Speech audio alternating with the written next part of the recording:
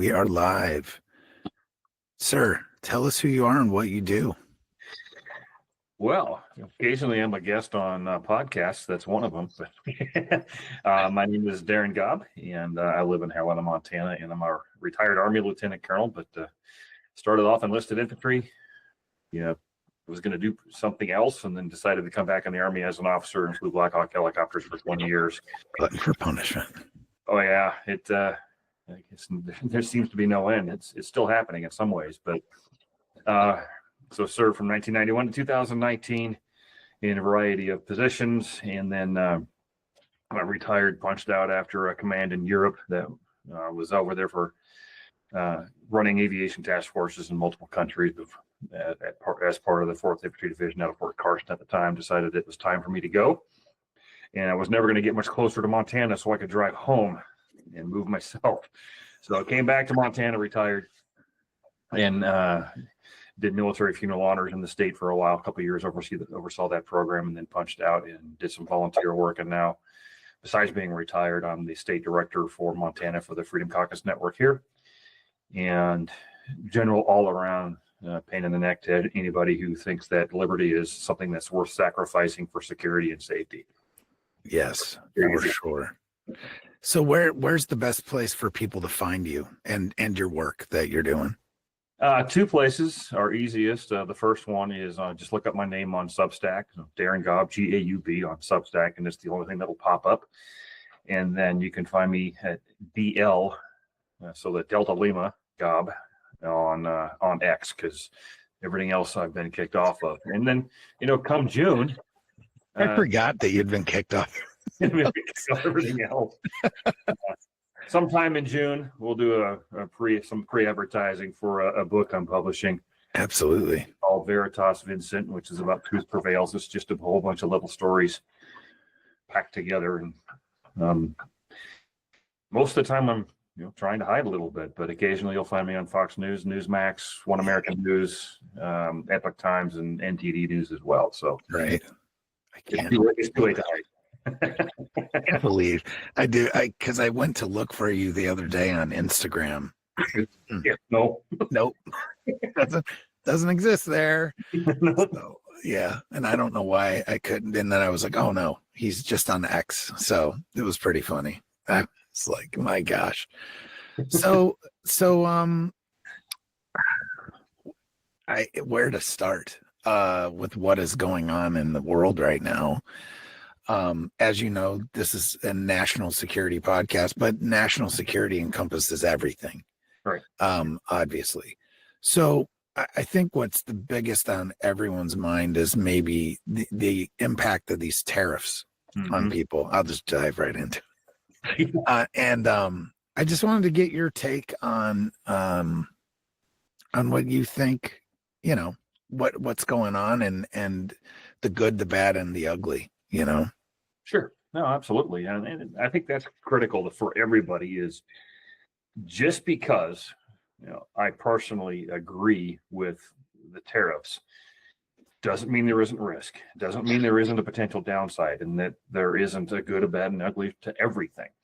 The question is, what does it look like on the long distance view? Or what could it look like in that view too? And so that's why I will say that I am a big time proponent for what's going on in what I call the tariff wars. And here's why. A little bit of background first. First of all, America's federal government used to be funded entirely by tariffs. We didn't punish ourselves through income taxes, through our own productivity. We leveraged foreign nations who wanted to trade with us and use what we brought to the table as the funding source for our government. And that's a great thing, because let's just say you were to wipe out the income tax across America right now. What would that do to our economy if tariffs funded all of that instead? You'd see something pretty amazing. It'd be amazing, right? That takes time, obviously. Now, the other part of it is the calculation is extremely simple, and that's why there's 50, 60, whatever, 70 nations now contacting the United States. Everybody preaches free trade, free and fair trade, right? how is it free and fair for us to not have a tariff on a nation who's tariffing us at 70%, 60%, whatever that number is? That's not free and fair trade. That's called frankly, I would call that an abusive relationship that we need to get out of.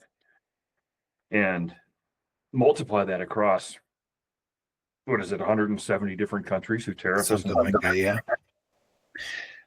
Let's just say that here's this very, very simple answer, and it could be done within hours. Every one of those nations decides it's not worth it and takes it to 0% and reciprocate to 0%. Now you have free trade. Now we're competitive. Great. And those nations who decide that they want to just keep leveraging the tariffs, I don't know, maybe China, are going to be saying, okay, we're going to bring all this other manufacturing back to the United States anyways because of this. And those nations who want to avoid the tariffs build their plants and build their systems and cars and whatever else inside the United States. You're hiring American workers. You're paying taxes for things like schools and roads instead of shipping everything overseas. So big fan. That's the good side. Downside is early. You've seen it in the stock market. You might see it in bubbles and prices on some goods, which won't last that long. But I think if we only were short-sighted, it would be, you'd only see problems. If you have a longer range view to success and what this could do to remake the world economy in positive ways, then I'm excited to see it go there, but I'm also prepared for any other eventuality as well, because this can cost them. You ever watch the TV show or the movie, I'm sorry, Hunt for Red October? Oh, absolutely. One of my favorite movies ever. So you know what I'm saying when I'm saying Crazy Ivan? Yeah. Hey, it's what other people do. Who's going to flinch? Yep. Yeah. It's not like this is anything new either. I mean, Xi Jinping. Right, exactly. It's truly like this is not anything new to us. I think what it is you have a lot of people that are not great with history, right, and they forget about like the 80s with cars and Japanese car makers coming to this country so they don't have to pay the tariffs. And this is why every Hyundai that's Korean, but every Hyundai that's sold in America is made in America, right? This is not some foreign concept. Toyota's doing the same thing. Correct. And Mitsubishi, there's a bunch. So this is not a foreign concept, literally. So you know,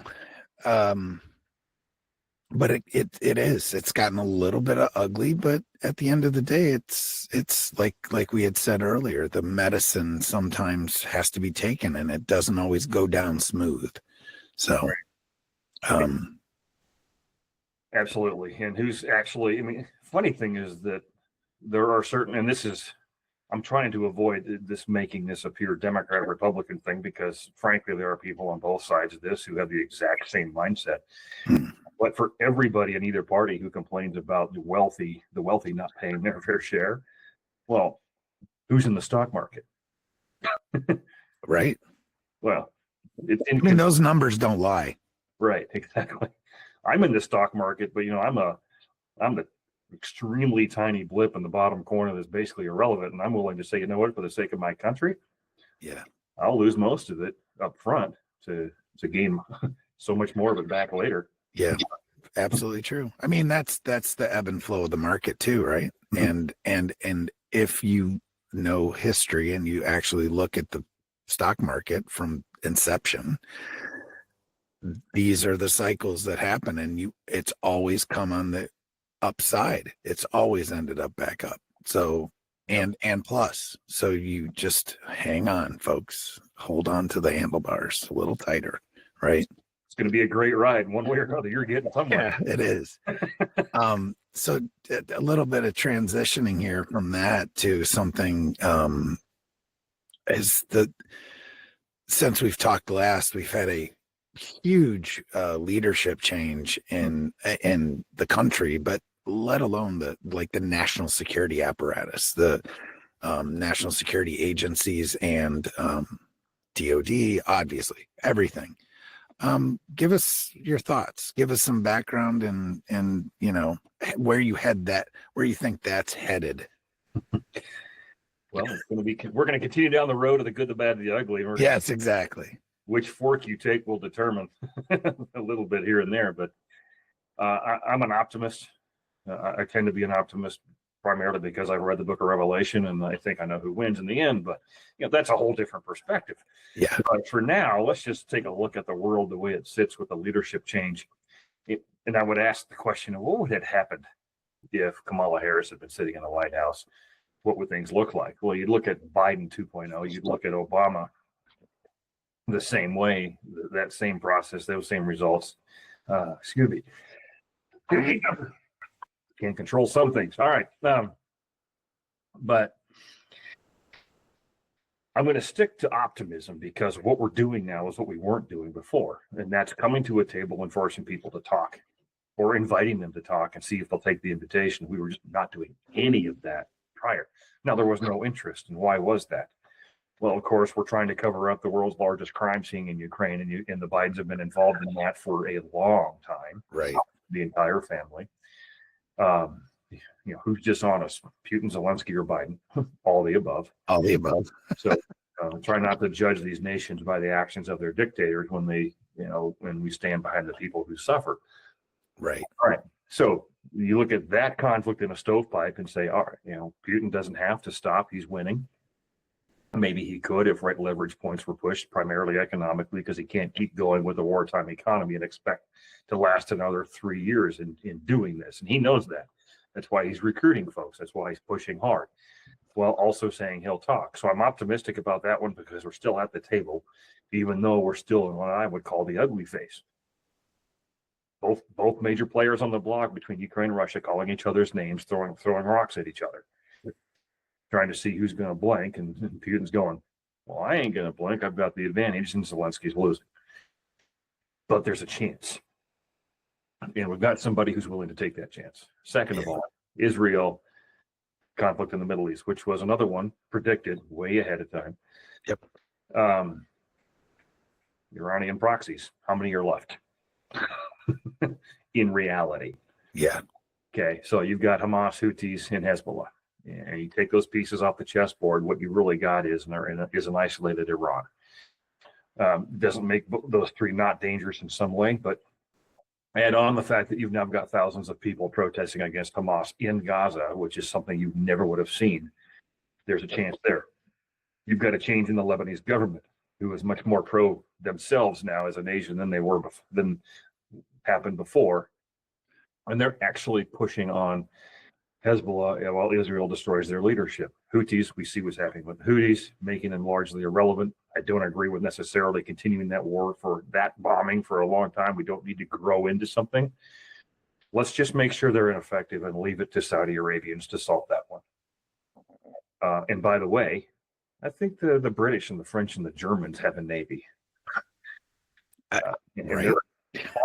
They're far more impacted by the flow of goods through the Suez than we are.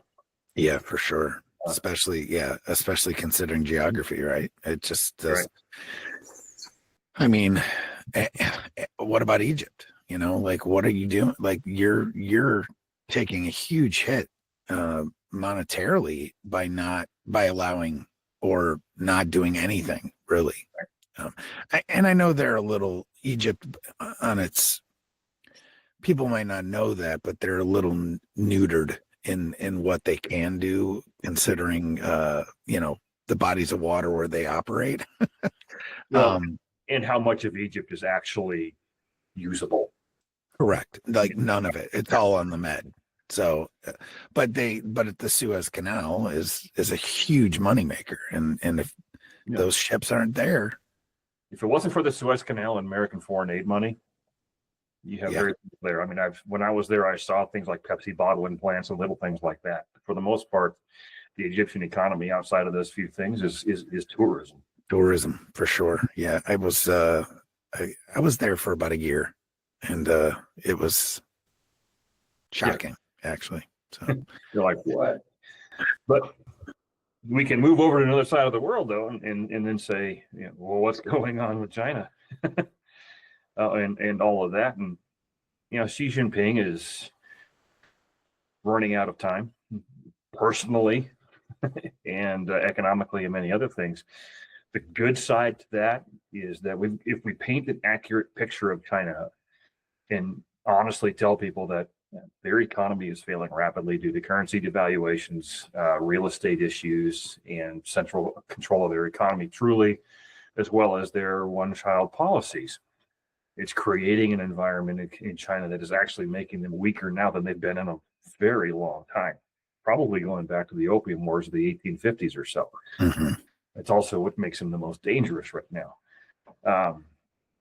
Crazy Ivan, Crazy Xi, whatever you want to call it. Yeah, seriously. They're going to do something nuts. But what does it take to control China if you were to try to control China to the point where you stop them from taking action against Taiwan? Well, they got about 2 weeks worth of oil at best on any given day. Any nation runs on oil, and we can cut that off pretty quickly through the Southern Pacific and the straits there and all the different trading routes.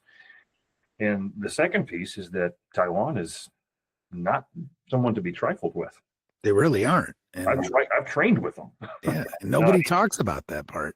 Right. There's two parts to this equation, by the way. Well, and also the Japanese, which are right there too, and they have a vested interest in that as well, and they are no one to be trifled with either. Again. No, yeah, this is not a America versus China. This is multiple people that are not interested in China. And by the way, China's got this really populated nation to their south called India. They're not sitting there as if they're some monolith that can't be touched. And by the way, they're actually already in conflict. Yeah, that's on the border, their northern border. I just like people don't see it. So they don't see that. They also don't see that China's involved in an internal civil war in Myanmar, where they just had the earthquake.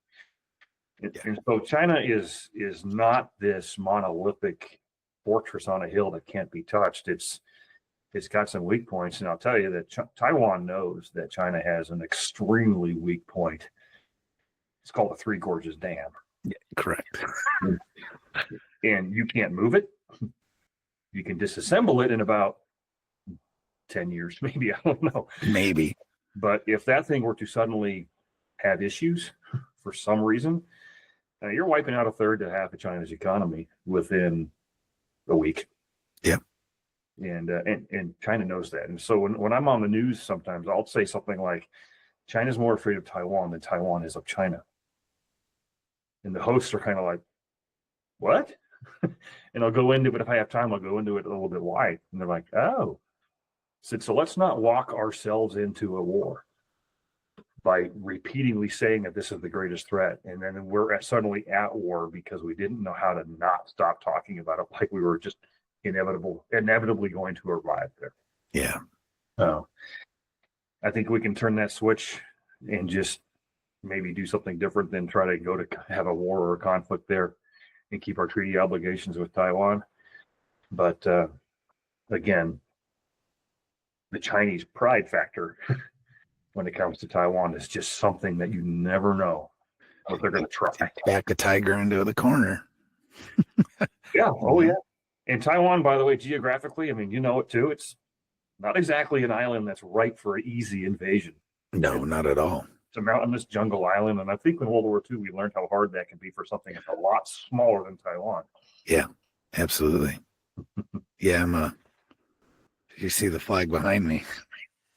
Learn all about that history. So I don't have to say the names. You know the names. Yeah, exactly. So yeah, that's something that baffles my mind. And it just kind of, yeah, and I'll go here. It just kind of baffles the mind on what a apologetic media we have, and or not telling us the whole truth, because there is vested interest in whether it's money or politics or political ideology that happens from the big players in the media, that they don't give us the whole picture on China. They give us a sanitized version that makes them look like they're an equal. Right. And I'll just say that. And in a lot of aspects they are, but in a lot of aspects they are not. and it's not as black and white. It's very, very gray. And I wish that they would convey that to folks. I guess that's my. It's unfortunate that a lot of that legacy media, and I'll even include Fox News, who I've been on quite a bit, they kind of forget their history. Most of the pundits they bring on talk for think tanks or investor boards and various things who, I don't know, they want the war in Ukraine to continue because they're making a lot of money. Yeah. They're okay with what's going on in Israel because they're making a lot of money. These kinds of things. And that's what makes me sick I call it celebrities or expertise. The news is more about celebrities than it is actual expertise. And it's ironic because I wear a defund the media hoodie around sometimes, and those who know me are like, but wait a minute, aren't you like always on these different news outlets? I'm like, yeah, I don't get paid. I'm not speaking on behalf of anybody other than what my best analysis I can give. Right. Just to try to turn this ship a little bit and make a difference. But, for example, John Bolton, when he was on Fox, got paid $500,000 a year. I call him Bomb Everybody Bolton. That's his solution. Agreed. Hammer looking for nails. He has Definitely no mind to him at all. So you ended your military career, your last command was in Europe, correct? Yes. So give me a breakdown of what you think, where like our troop levels in Europe are going, especially with the Ukraine conflict and whatnot. But I know that who's our top general there now? General Cavoli. Is that who it is? Well, I'm going to stick to the guy who just got approved to go there, General Donahue. Okay, gotcha. Because I know him. Yeah. And because before we've been advised to maintain our current troop levels, and I get it, but it's growing threats from Russia, yada, yada, yada. Right. So let's give us your take on that. I'll go back to when I was a major and told a room full of generals that I believe we were making a boogeyman out of the Russian military and trying to create an enemy where we didn't necessarily have to have one, and the silence was deafening. Yes. Well, I'm retired for many reasons, but I did manage to get to battalion command, and what a great way to finish up an Army career. But the beauty of that command was I ran task forces in Latvia, Poland, Germany, Bulgaria, Romania, down into Turkey along the Syrian border. And I had these people spread all over the place. So I got to go into these countries, engage with their national leaders and military leaders, and get even more eyes on a lot of good things and a lot of bad things. But my view has always been that Europe needs to provide for its own defense equally. I do fully believe in the whole 2% of GDP expenditures for your own defense. Now, I'm not saying that's a good idea that the UK talks about, like, we're going to send soldiers to keep the peace in Ukraine. That's dumb. You just got invaded by a whole bunch of the Islamic horde out of North Africa and the Middle East. Your security problems are in your backyard, not in somebody else's. Absolutely. But they need to be able to take care of themselves. And if by drawing us down and bringing our people home and maintaining maybe a slim headquarters type of a presence in Europe, they do take on more of their own defense, that's a positive. I've always thought that we needed to minimize the kind of footprint that we've always thought we needed during the actual Cold War, and create more of a liaison type of relationship with their headquarters and our people, rather than have a whole bunch of people on the ground who are actually in many ways causing the problems by their presence, and bring them back to the United States, bring that money back to the United States, better training here, fewer environmental restrictions, fewer geographical restrictions. In some ways, we're better friends with Europe because we're not occupying some areas of their territory and occasionally causing bad relationships. But if we're there, there's a two-edged sword here. Do we move closer to Eastern Europe with those formations to train in a place like Poland, which is much more friendly to maneuver warfare in larger formations? But by doing so, now we're conducting exercises closer to the Russian border. which they don't like, whether we agree with what they think of us or not. It's what they think of us as a threat. Yeah. So we have to account for that. So I would rather minimize the footprint, not create the problem by our presence, and think that we're deterring something that was never there in the first place, other than the fact that we caused it by being there. Yeah. Let's bring this stuff home. We can move things pretty quick if needed. We know the ports. I've exercised the ports, a few of them myself. I just don't see this idea of continuing with that mission as being necessary in a permanent footprint like we have now. Occasionally send somebody over there, maybe train for a month, come home. Great. Yeah. Kind of like what we do in Finland. Right. Yeah, absolutely. And again, which Russia doesn't like either, but well, of course not. And I've been followed by Russian mafia types or who knows what, and others up in Latvia and other countries. And it's just like, they're keeping an eye on us. We're keeping an eye on them. It's the game that's been played for decades. I just think there's a point at which we need to realize that you've got people in Russia like a Putin, like Lavrov, and these folks who've been around in those positions or similar for decades, a long time, have seen the history that is America in the post-Soviet Union world too. All they've seen is us grow NATO eastward, us move our forces eastward, and then turn NATO from a purely defensive organization into what they see as an offensive organization, because we were bombing people in the Balkans. We exported NATO to Afghanistan. Well, now you've got what Russia sees as an offensive NATO, in many ways surrounding them. Kyrgyzstan. Yeah.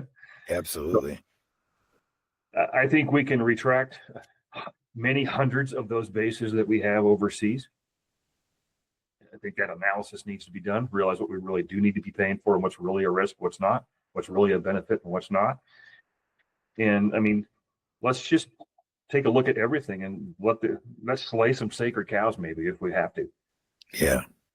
Even to me, having the world divided up geographically into combatant commands like European Command, Africa Command, look at it from the perspective of somebody over there. Oh, Americans divided us up into a combatant command for one of their generals. Yeah. That may not be the best message to send. Hey, we own the world. This is how we're slicing the pie. Right.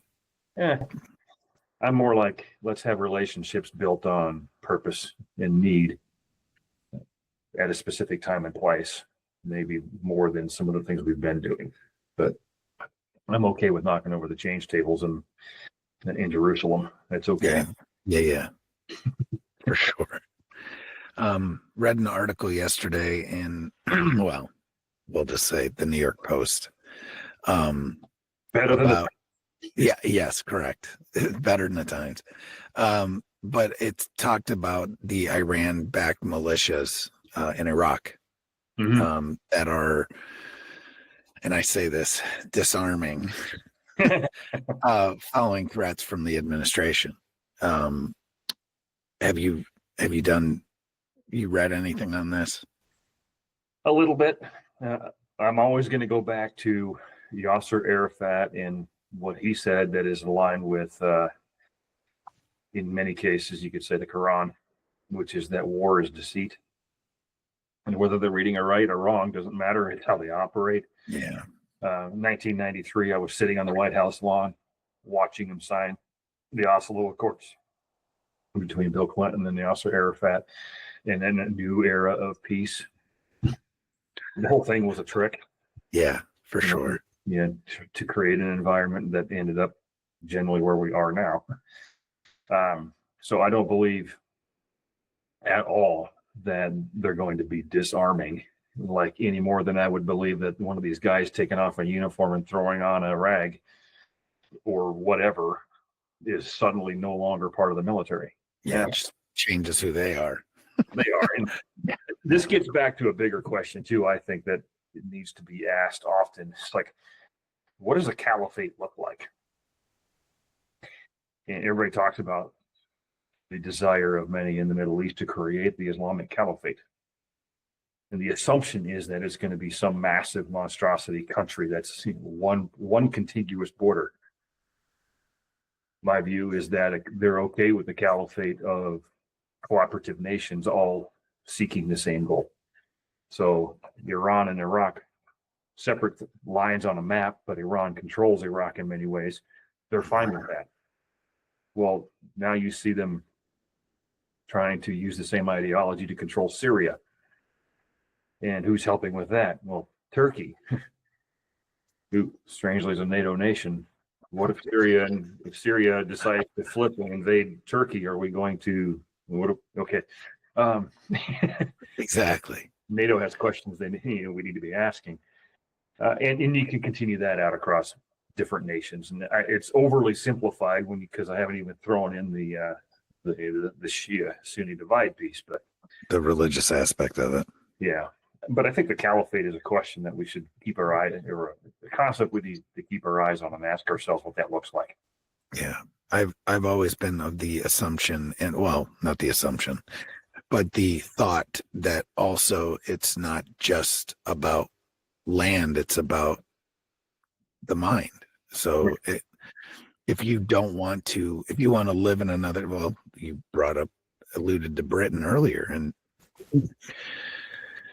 in essence, you could say it's a Islamic country. At least parts of it are right now. And at the end of the day, it's because their minds are not British. Their minds are not part of that culture or that country. They're part of something bigger, right? And that's caliphate is truly. And I didn't bring up my collection of veterans around the world that I work with, and Ireland's one of the worst right now. Yeah, really bad. There, and they've been totally invaded. And you start talking about the mind issues. Another thing I often bring up when I get the chance, long form interviews are perfect for this. I'm always asked about the threat of China. It's like, you're not going to see China invade California with ships and tanks. China's already invaded California with communist ideology, and it's spread from California all the way across this nation.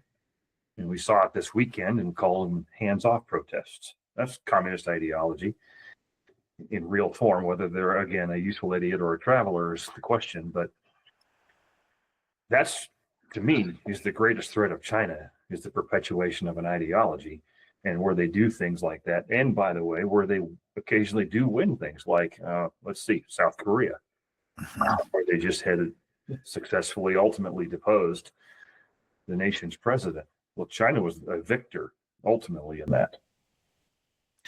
He was exposing China's influence in South Korea. Yeah. Well, the amount of money that they throw at universities in the United States too is shocking. The institutes. Yeah, and it is unbelievable that, I understand to an extent, but I also, like, why would you accept said money? Because it's money, right? But what does that money buy China or buy them, It's the same question I ask here in Montana when we're accepting 65% of our state budget from the feds. Yeah. Money does not come for free. It buys influence, right? So influence, strings, requirements, you name it. It comes with all the above. Yeah. Unreal. Yeah. What are those called? The Confucius Institutes. I think that they've opened at multiple places. So, and of course, in certain places, they had the Chinese police stations that were there to make sure that the Confucius. Texas of all places. Right. Well, Texas, like Montana, looks red on a map, but it's purple in action. Yeah. True story. To make it simple. That is true. So, what is something else that as a country, in your opinion, give me like 2 or 3 of the biggest impact things that we can do over the next, and I'll just say 4 years, because we have a friendly-ish environment, right?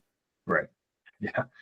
Well, some of this goes back to the fact that I think our number one threat to this nation was our southern border, and still it's not because people are coming across the way they were anymore, but because of those who already came. And who knows what they're doing here, where they are, and why they're here, and what triggers them to do what.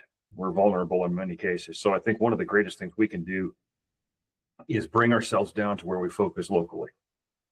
What does that look like? Well, I pay a lot of attention to DC and the national security environment and the international world. That's just where I sit most of the time, but I'm also here in my town, my county, and focused on a lot of different things here. So what does that look like? And in some ways it could be just put together a neighborhood watch.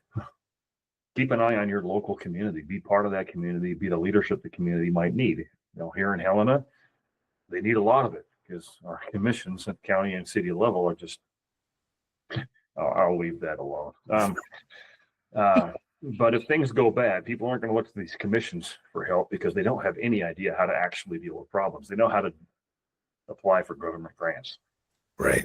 But so that's one of the ways. The other ways are to engage in local government in testifying to bills and testifying to commissions, bringing expertise that whether they like it or not, you need to be there, keep an eye on everything, research where the money goes, be your little, a Doge pup, looking at, following the money. That's always the priority. I mean, if you go to the Montana legislature and you see the number of ways that these politicians are either enriching themselves or friends directly or indirectly, you get very sickened. Your faith in humanity goes plummeting. So take a look at the money. Be a social media influencer if you care about doing that kind of thing. But if that's not you, to be on social media or be in front of a camera like this, then be the person who is willing to expose the money, the different ties of the spider web, and inform those who are willing to be influencers or on media. Those are some ways. The other ways are run for office yourself. I'm in the heart of darkness, downtown Helena, Montana here, right? And there's no way I would win here, but I took over the county's GOP and said I'm tired of the GOP looking a lot like the DNC, and they're supposed to be different. I generally, as a rule, hate parties at all. I'm actually more of an independent than anything else, but right now, this is kind of how the game is played, so play to win, but play for the right reasons. Not because I want party loyalty, but because I believe in the Constitution. I believe in liberty. I believe in the principles that make this country great. The Democrat Party is nowhere near it, nor is half the Republicans or more. So I can't complain about it and not be part of the solution. In Montana, I also run the Montana Sentinel as part of a media outlet against to overcome the legacy. So Montana Sentinel, I'm part of a group of people, different state outlets who are under the CD Media Group. And that CD Media Group also has a Russian outlet, Balkans outlet. We got Florida, Manhattan, New York, Georgia, Connecticut, Colorado, trying to become a different version of the AP and Reuters. We published an article about Hunter Biden's laptop 5 years ago. And 2 days ago it came out that stuff was true. Well, guess what? Go back 5 years. Why do you think we're all deplatformed? Is it because we told the truth? So get involved in things like that. Montana Sentinel, I write for that as the editor-in-chief. I publish things when people write for it. Who gets paid for it? Not a soul, none of us. Yeah, I do it because I want to win, and I work together with other media outlets that are trying the same thing around the state. So find your passion and get involved. School boards, whatever, dog catchers. The system promotes people through failure upwards, and when your utility is used up, they remove you and just replace you with someone who's part of the system. That's exactly what they did with Biden and Harris. He had achieved his utility. He's sacrificial to the agenda, and she's willing to abide by the agenda. So she's next in line. You do that across this nation. That's all they ever do is promote failure upwards. Here, that looks like the Helena mayor when he tried to run for Senate. It's like, I cannot be a mayor effectively, so I'm going, and I screwed that all up, so I might as well be a senator. What world is that? Just show that they can play ball. Right. Yeah, exactly. So I would tell people in general is don't overly focus on Washington, D.C. You know, in some ways it's a circus that's designed to draw your attention. And what can you really, really do about that? No. And if you don't want to, don't. Take action at your local level, work at your local level, be part of the community. And I think we're going to have a greater impact even over 4 years. There's growth there, but this is a decades process. You have a reprieve potentially over the next 4 years to get going a lot faster. Absolutely. At least the state. Right. Doesn't necessarily have to be local, but that is local. It's more local than right. than Washington, right? So you get more people in 3 buildings in New York City than you have the entire state of Montana. So, of course, I'm the guy who's running the state director position for the Freedom Caucus, so I'm involved in the state heavily as well. Yeah. But can't do it all. So everybody working together. You know, I use the analogy that I can't sing at all. You know, if I were to start singing right now, you'd turn this video off in a heartbeat. But you know, I can do pretty good in the choir. All of us together can sound pretty good. Yeah. But you know, not all. We don't need to be a solo act. That's not how this works. For sure. For sure. I always use the analogy of the rising tides raises all ships, right? Right. Even the ones you don't like. I love that one. I've used it as an economic thing. It's like tie Ukraine, Russia, Western Europe, and the United States all together economically. Let's all sell and exchange goods and make profits and build things. Yeah. It's good for everybody. It doesn't mean I want an oligarch in Russia to get rich, but it's certainly better than making everybody in all 4 locations get extremely poor, because a sinking tide sinks us all too. Yeah, because you can believe that Vladimir's not doing things in Russia for Russia. No. And that's like you know, he is not. He's doing it for Vladimir and his folks, and not for Russia. So, right.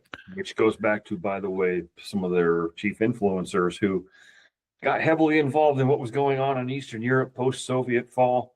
Mm-hmm. I think he was on the Senate Foreign Relations Committee, and his name was Joe Biden. Yeah, maybe. Yeah. I mean, come on. It's just stark. It's so stark and crazy. Doesn't even make sense. But when you put light on a man, all the fluff just burns off, and you're like, wow. So they stand there exposed, going, and they run to another country, or who knows, or whatever. Yeah. Or just to Delaware. Or just to Delaware. Or they create bad art and try to sell it. Right. Oh my goodness. Yeah. So I didn't bring this up. I don't think you're the first repeat. I brought it up to you. But you're the first repeat guest on Full Spectrum Frontiers, and we always enjoy having you on and greatly appreciate your insight. And you know, hopefully we can do it again soon. I'd love to. It's an honor to be asked back. And by the way, I don't mind debates. I'm certain someone will watch this and disagree with something. As long as there's a logical way to get to why you're there, you're already a lot further than most. For sure. So tell everybody again where they can find you. And yeah, you can find me on X at DL Gaub. So the Delta Lima Gaub, Gaub. You can find me on Substack. Just look up my name, Darin Gaub. And it'll come under a Substack title of Vincent Veritas. I'm big into the idea of truth. Those are the 2 main places. I do have a Rumble channel where I screen record a lot of my media hits on Fox and OAN and various things, just to create a digital resume. They'll let you post it there. Yeah, they'll let you post it there for one. None of it makes any money. I don't care about that. It's just a digital resume in case it becomes useful someday. But it's also proof that I'm not, if I ever were to get involved in something and try to get elected to a position in state or national level, whatever that might be, my views are consistent. I'm not just doing this suddenly because I'm running for office. I've always wanted to make a difference. So Rumble, X, Substack. Everything else, I have been given the boot. Yep. So funny. I mean, it's not funny, but it's funny. It's a badge of honor. I wear it with pride. Yes, absolutely. Again, Darin, so appreciate it. And we will talk again soon. Sounds good. You and your listeners all have a blessed day. You too.